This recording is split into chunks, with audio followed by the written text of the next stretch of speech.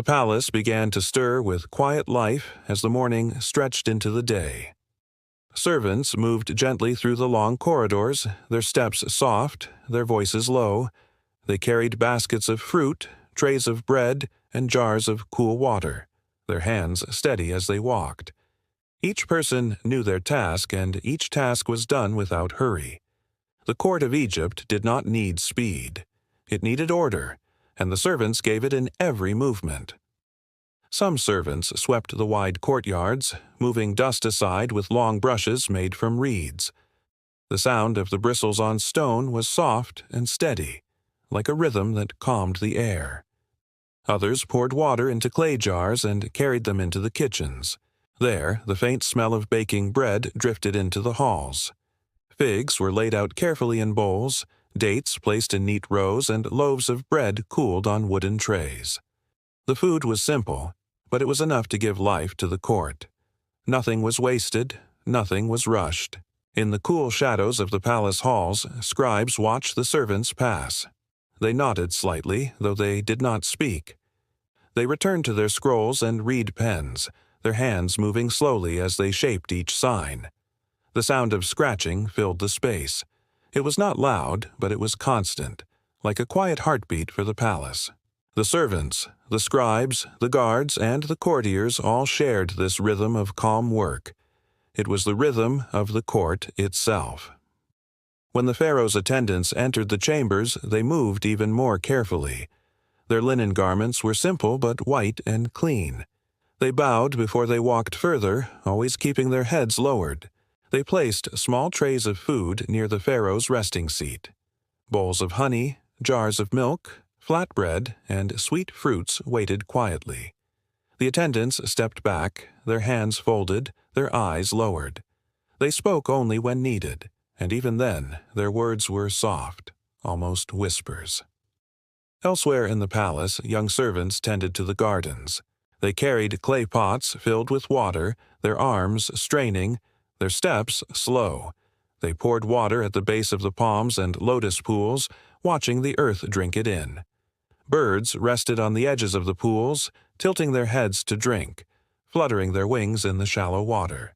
The servants did not chase them away. They let them stay, for the garden belonged to all who entered, bird and man alike. The fragrance of flowers rose into the warm air, a gentle scent that wrapped itself around the courtyards. In the kitchens, older servants worked with steady hands. They ground grain into flour, their stones turning slowly, their arms strong from years of the same work. The sound of stone on stone was deep and low, blending with the other soft sounds of the palace. Some roasted meat on open fires, turning it with care so it did not burn. The smoke curled upward, drifting into the air, carrying with it the smell of food that promised calm strength for the day. Nothing was wasted. Every crumb, every seed, every drop of oil had its place. In one corner of the palace, jars of wine stood ready. Servants checked them, sealing some with clay and opening others with care. They poured the dark liquid into cups, careful not to spill a single drop. They moved like the river itself, slow and steady, their hands sure and quiet. To serve in the court was not only duty, it was a way of life, where every step, every touch, every sound mattered. Even silence was part of the service. As the morning stretched, musicians entered the smaller halls. They carried harps, flutes, and drums, though they did not play yet. They sat on mats in the corner, waiting, their instruments resting in their laps. Their time would come later when the pharaoh or the courtiers desired music. Until then, they waited in silence, as still as the statues that lined the walls.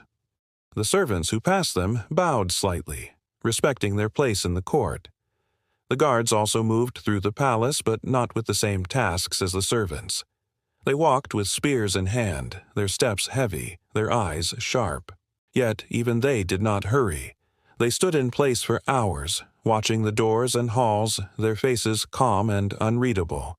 They were like pillars of flesh and bone, as much a part of the palace as the carved stone itself. Servants passed them often, but no words were exchanged. The guards did not need words. Their silence was their service. By midday, the palace was filled with the quiet hum of work. Servants carried trays, poured water, swept floors, and kept the place in order.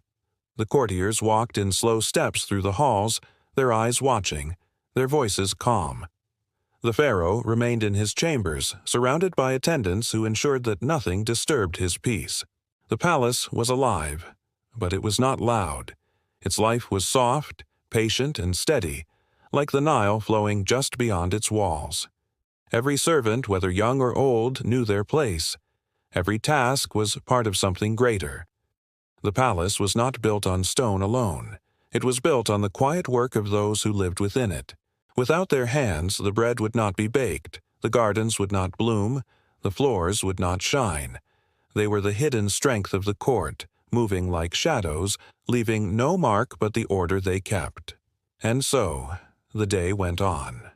Servants moved through the palace like the steady breath of the place, unseen but always present.